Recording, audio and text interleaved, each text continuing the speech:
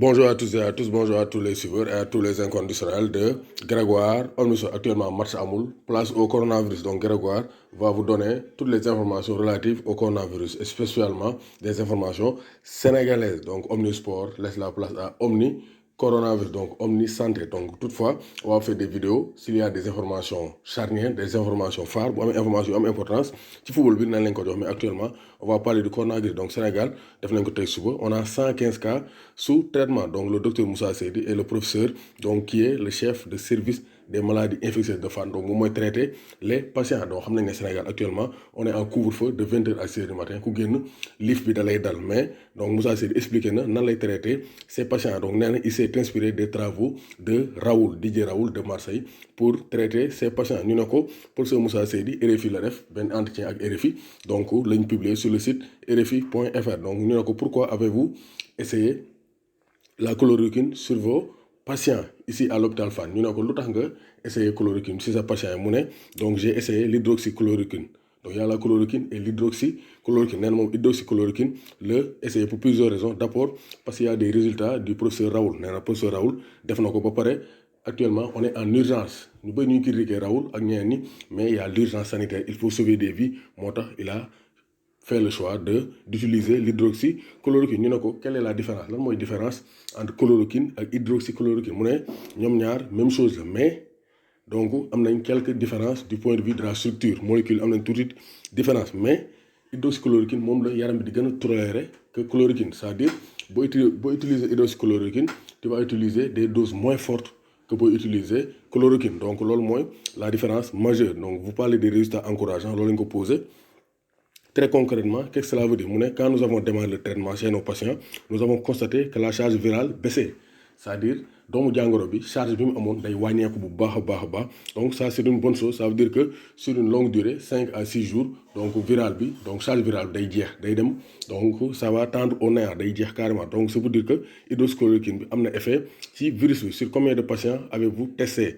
ñu ne ko sur ñaata patients nga ko testé mu ne sur une cinquantaine de patients ci donc juróom fukki patient ak lu teg ci lañ ko testé. ñu ne il y en a qui sont sortis guéris grâce à cela. ñu ne ko est-ce que am na ñu wér avec la chloroquine mu ne il y a peut-être une personne qui est guérie mais d'ici une semaine dinañ xam résultat yi parce que démarré nañ traitement bi ak donc l'hydroxychloroquine.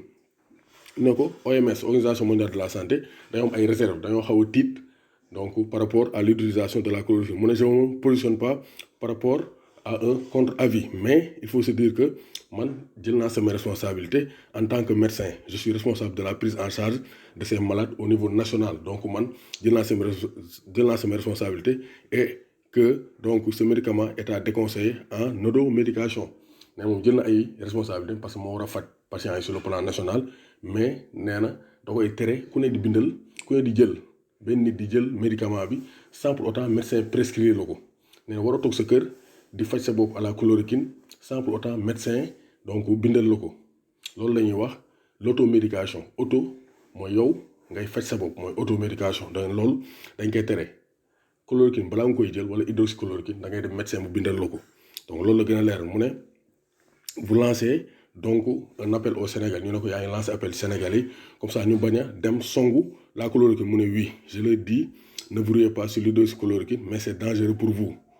xaar leen ba ñu prescrire leen ko ngeen dem doo koo jël mais war a toog sa kër rek di ko jëlal sa bopp ça c'est pas bon. ñu ne ko la transmission est devenue communautaire. mu ne la transmission communautaire est une bombe. moo tax gars yi nañ gën a respecter les mesures prises parce que transmission communautaire bu ñu ko maîtriser feebar dinañ ko mën a daan. le virus circule au-delà des horaires.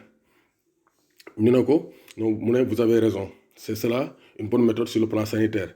C'est cela qu'il faut faire mais comment le savez? Il faut tenir compte d'autres aléas. nee na confinement bi donc mooy la meilleure méthode mais quand même il y a des contraintes parce que le Sénégal n'est pas un pays très très riche donc mënoo ñëw rek ne gars yi toog leen seen kër toute la journée. donc loolu mooy les aléas mais quand même confinement c'est la meilleure méthode comme ça ni mën a maîtriser situation bi avec la chloroquine. situation bi dina gën a donc jëm ci kanam coronavirus bi dinañ ko gën a daan. ñu ne à partir de combien de cas cela va devenir un problème. mu ne c'est difficile de dire. ñu ne ko à partir de combien de cas les situations di gën a grave. mu ne loolu yombul wax mais il vaut mieux ne pas attendre tous ces milliers de cas comme en Europe. ne war ñoo xaar ba am ay milliers de cas commencé yuux nañ teel a alerter pour teel a arrêter propagation virus bi comme ça Sénégal dina mën a donc fàggandiku ci coronavirus bi. En tout cas Voici en résumé l'interview accordée par le professeur Moussa Seydi